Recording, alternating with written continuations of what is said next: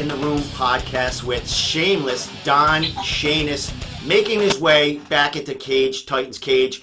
Cage Titans 45, Saturday, August 24th, Plymouth Memorial Hall. Don, thanks, man, for coming on. New thing for me, I get to Skype you in. I just figured it out in the last couple of days. People actually get to see handsome devils like you, Don. How you doing, buddy, and how you feeling about this fight coming up? I'm doing pretty good, Steve. I'm anxious, very anxious. I'm always anxious. Always want to fight.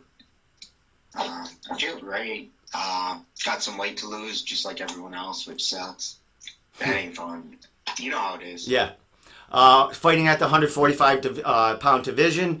Yeah, my return to 145. Yeah. So how's that going for you? Because you did have some time off with the injury that you had. Came back, had a couple of fights, first round finish fights, 10-second first round flying knee finish. Your first fight back, 2019. After that, after that operation and all, your rehab, came back with a vengeance. Don, 2 fights in a row, and now you're coming to this one, man. What's been going on, and how is your training been going since that last fight? Oh, training's been phenomenal. I got some really good teammates. I'm doing a lot of cross training with all the best guys in New England. So I'm bouncing from gym to gym to gym to gym. But like recently, it's just cleaning. Like the last couple of weeks, it's just been like cleaning things up. More in my home gym, Citadel, and focusing on weight. I feel like I've been in camp ever since I made my return from my broken neck. So it's one of those things where I just haven't taken any time off. My weight starting this cut has been lighter than ever before, and I'm starting to get back to where I was right before when I got injured. Well, that was going to be my next question. I know you came back in April. You had that quick finish, 10 seconds. So you didn't have much time in the cage after, having the time off rehabbing. Then you were back in June. You had a little more time in the cage, but a little more time in there, Don. But you showed fierce what Don Shameless Nation is all about. There was blood splurting on the people in the front row. Yeah, there's always blood, Steve. I'm fighting, there's always fucking blood, and someone's ended up hurt. So, in my second fight, there was blood. He was bleeding. I cut my eye, whatever. Excellent, man. Well, Don, when you come in there, I mean, it's aggression. I mean, we talk to you now, humble guy, always great online. Very, very talkative, very personable. Great with the fans, great with sponsors, great with everyone. But when you get in the cage, man, everything else is blocked off. You're pacing back and forth, and you're ready for blood, like you said, has been in a lot of them fights you had. You got this next fight coming up, Don.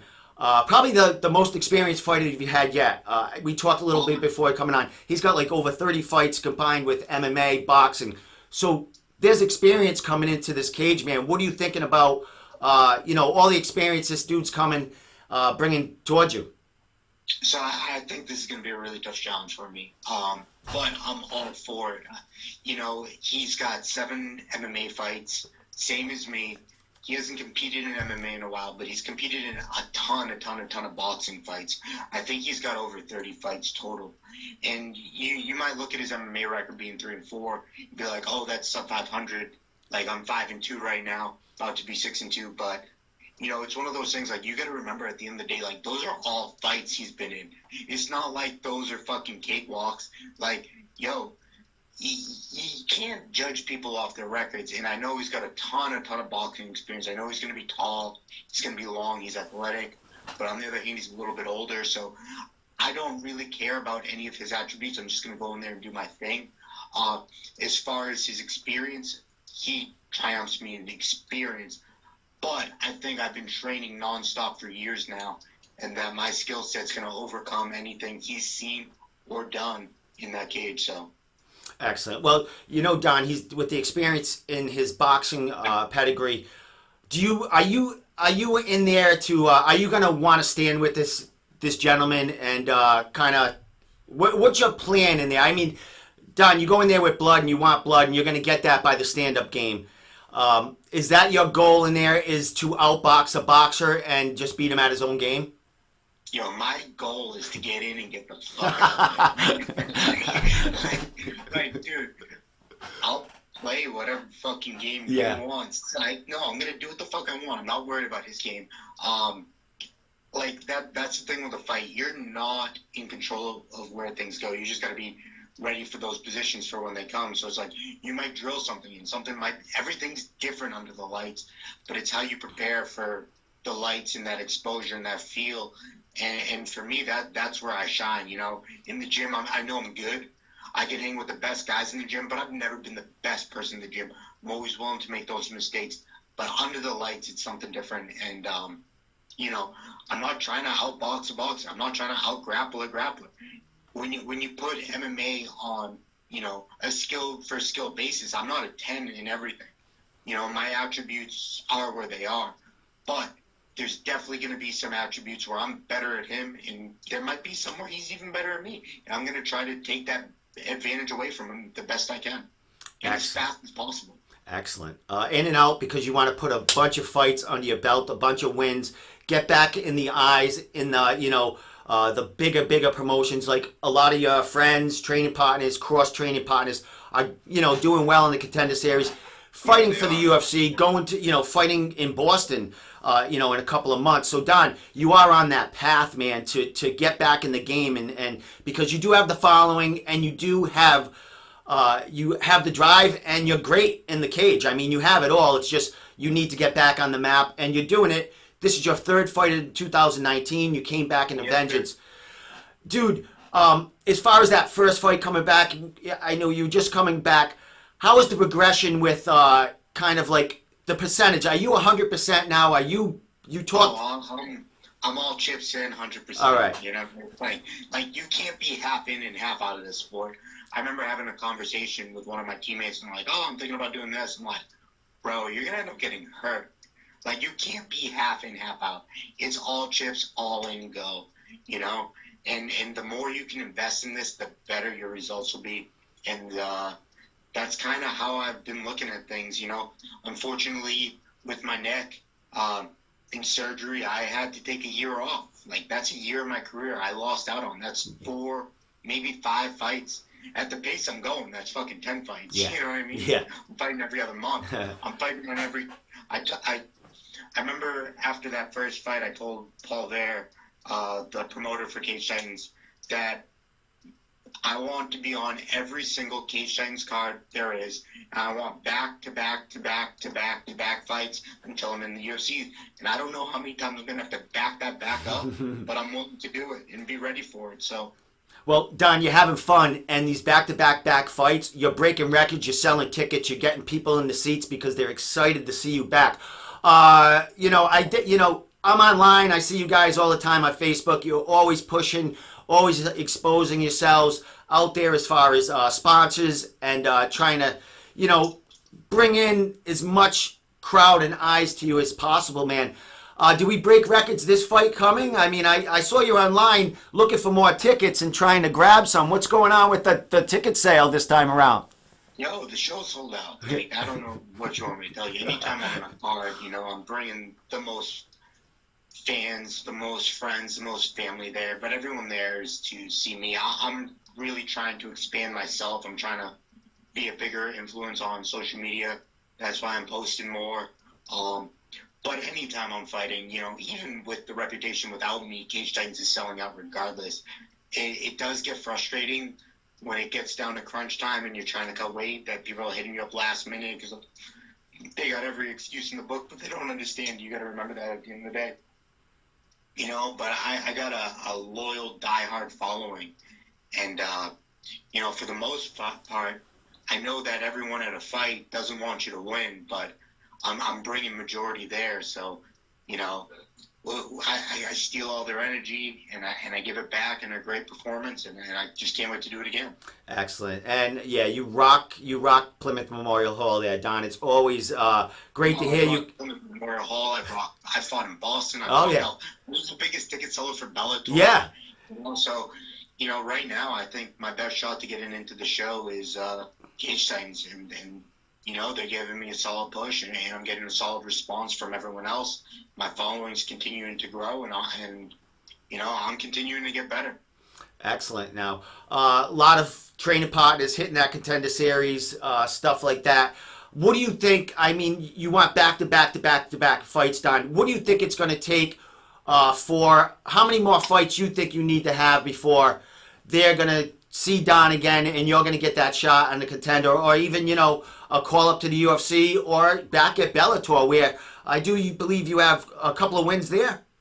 Yeah, I'm 2-0 in Bellator. Yeah. But my goal right now is UFC. If Bellator wants to offer me a lucrative option, I'm all ears. But as of right now, my goal and main focus is the UFC. But that doesn't mean I can't take the task ahead of me lightly. You know what I mean? Like it's one fight at a time. But the way I'm working is I'm setting myself up to be a last-minute replacement in that UFC October card. Anyone misses weight at 45, hey, guess what? I'm ready. My medicals are done. I'm willing to go. I fought 3 times in the last 4 months. If I could squeeze another one in, awesome. That's 4 times in 5 months. If not, whatever. I'll fight in the next Cage Titans. That'll be fucking 4 fights in 6 months, which is pretty crazy. And then I'm just gonna keep the ball rolling. And I don't know if there's a rhyme or reason. I know maybe I'll take a short notice fight in the contender. I'm literally willing to take any avenue I can get on, and as long as I get an opportunity, I'm confident in myself that I'll be staying and making a very nice career for myself. Excellent. Well, the progression to the featherweight, now you're there. You feeling comfortable there, Don? How's it been? How's your nutrition? Have you added anything in? Because you young fighters here, you're back 2019. Are there anything new that you've added to your game as far as training, food, anything? Because I know you're always you guys are always evolving. Any changes in anything of yours? As far as diet wise, nothing crazy. I've transitioned to walking a lot lighter. I'm getting more towards where I was at right before I broke my neck. So like I was walking at 65, which was good to make 45. And then that last month you start to dwindle down on your intake and your calories and everything. But I'm getting back to that stage. I'm not there yet, but as far as out of camp, I'm below 70, which is good. I'm not quite at that 65 waking up and eating yet. But that's out of camp, you know what I mean? Yeah. So that's where I was prior to my injury when I fought at 55 and got hurt. But you know what? It is what it is. It's going to take a lot of work because I did a lot of work in that year off to where I was just enjoying myself. I was eating what I want. I got kind of fat. And although I couldn't do anything in the meantime to progress what I was trying to do, I kind of needed that mental break, if that makes sense. Yeah. Excellent. Yeah, to recoup. I mean, because you were on a tear then, fighting a lot. So, I did make the mistake of fighting short notice outside my weight class. Yeah. Against a very game opponent who maybe I took for granted because, like I said, he didn't have the best record, but lesson learned. Exactly. The same thing that you have to take serious this next fight. I mean, the guy doesn't have the best record, but the experience is, makes up for, that. The guy has been in there many, many times. As far as, you talked about the nutrition. You have people, helping you on your back. You got Eric Grossman, who calls you all the time. Make sure you... I was on the phone with him before I spoke to you, actually. So, yeah, he's making sure everything's right. He takes care of you guys very well. You got training partners on the card as well. So that's helpful because they're all kind of suffering with you during, training camp, not being able to kind of let loose eating, kind of a little more than you used to, you know what I mean? So how's that feel to have some fighters kind of going into battle with you? Yeah, honestly, I love my teammates and I want the absolute best for them. But what I'm about to say might not make sense, but I don't like when my teammates fight and I fight on the same night. And because it's a lot going on, I'm usually towards the end of the fight card, but usually I have teammates fighting before me, and me being in the back room, I don't like watching the fights. But I'm super invested in Jacobo. I'm super invested in Kin Moy, and like them succeeding means a lot to me. So I'm like not watching their fight, but I'm watching their fight. Yeah, I'm not walking yeah, down. I'm not by the cage. You know, it's just a different animal because at the end of the day, I still have to worry about myself. And yeah. they're in my eyes, it's like they're gonna win their fights, but that doesn't always happen. Mm-hmm. You know what I mean? Like I fought on cards where I've had a teammate lose and they're emotional in the back, and then I had to go out and fight. Yeah, And I can't let the results hinder what I'm gonna do. Off, there's a lot of emotions in that back room, so I do like to be a little bit more selfish and take all that spotlight. But I'm also super excited at the same time to see them go out and do their thing because as a competitor, that's what you dream for. You just want to be on the biggest stage possible when you do it and impact the most people in the most positive way you can. awesome. Nicely said, Don. Yeah, I know what you mean.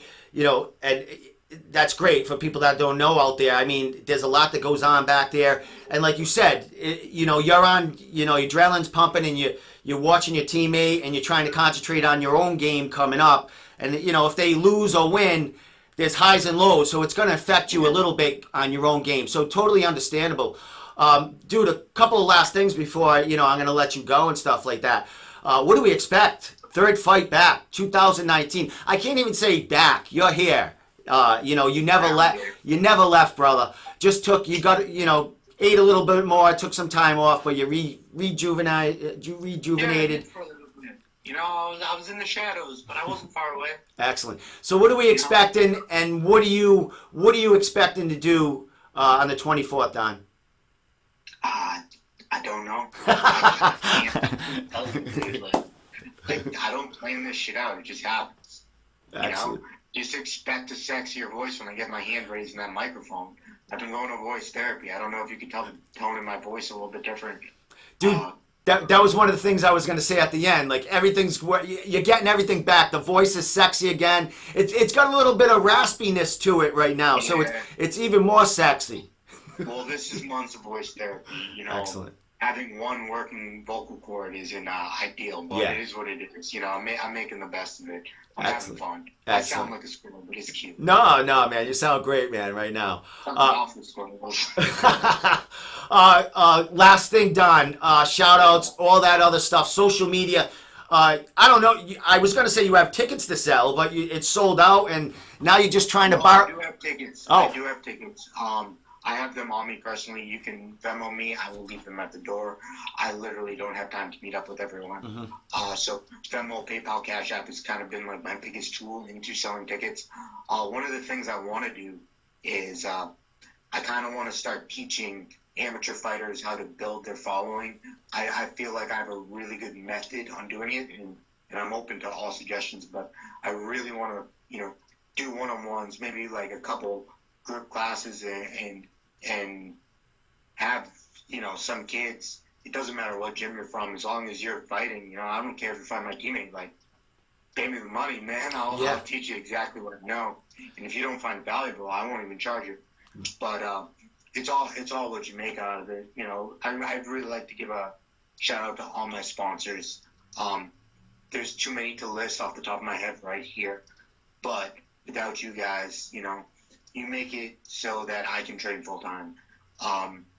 Your role, whether it's $100, 500,000, it is unbelievable to me because, that gets reinvested in myself, whether it's training, whether it's eating better food, whether it's more travel or less time I have to go to work and make money that's taken away from my training. So that alone is unbelievable. All my fans that are coming out to see me fight, you guys are awesome too.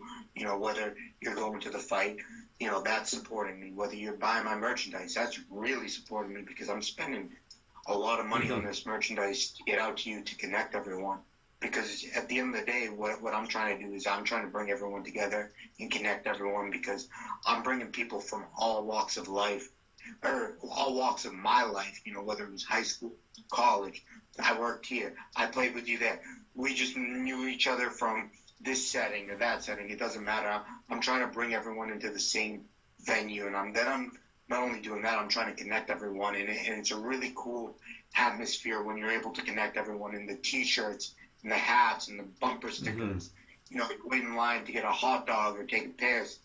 You know, you're going to see people with the same shirt, and maybe you start talking, or for this fight, what I'm doing is I'm making foam fingers. I don't think that's been done yet, and you know, I think it's going to have a really cool effect on the crowd because everything is going to be out of this world. My whole theme to this fight is space, so my hat's NASA logo was Shameless, so it's a play on the NASA logo. I was really inspired by everything going on with Area 51 in NASA, in space, and it's weird, and aliens, and fuck it. So I kind of like did a play off the NASA logo and made hats. I made shirts. Those are all the NASA logo. But to go into it, I'm not just making foam fingers. I'm making fucking Spock hands. That's Shameless Don Shainis. Dude, that's so good. That's just gonna be your average foam hand. You know, I'm keeping that space theme going into my banner, where the background of my banner is space. So shit's just gonna be out of this world. So that's awesome. Hey, that's gonna be a first for Flow Combat. That foam fingers in the crowd there, man. Yeah, I can't wait. Some interesting stuff, but I think foam fingers. I was thinking about like thunder sticks. You know, you go to like a sporting event and they got those sticks. But I'm like, everyone's loud enough. Maybe I'll do that for my next fight. But I think foam fingers is gonna be a huge hit this one. I only got 100, so hit me up for them. Excellent, my man. Social media, how do they hit you up for them on social media? Yes, everything is at shameless_Don. I just started using Twitter. Shout out to Nick Haler, who made a highlight video for my last thing. He was kind of the guy who was like, dude, you're in MMA. You need a Twitter. Yeah. I'm like, fuck. Like I had this Twitter and I just wasn't using it. Well, you know what I keep telling fighters, you can hook your Instagram up to your Twitter, so everything you post to Instagram goes right to your Twitter. Yeah, you know what I mean? I'm working on this Twitter. I don't completely understand it yet. But like I've had this handle for a little bit, and then I had flyers printed out, and I went up to every bar in Plymouth, every restaurant in Plymouth, every convenience store, everywhere I could, and post up flyers, and some random fucking doctor takes a picture of my poster and goes, "Has to be the worst nickname in all of sports," and tagged me. I'm like, what a fucking dude. Really? Yeah, we hey, Steve, go to my Twitter and look at it. And I'm like, I retweeted. I'm like, man, where'd you get a fucking PhD to figure that one out? Hey, that's awesome, man. Holy, it's pretty funny. But, I think I'm gonna have a lot of fun with it, and yeah. So Facebook is Shameless Don Shainis. That's pretty straightforward. But everything else, Instagram, Snapchat, Twitter, at shameless_Don. Shainis, ready to go. August 24th, Cage Titans 45, his third fight of 2019. He's back, baby, again. Don, thanks so much for coming on. We'll talk to you in a week. Later.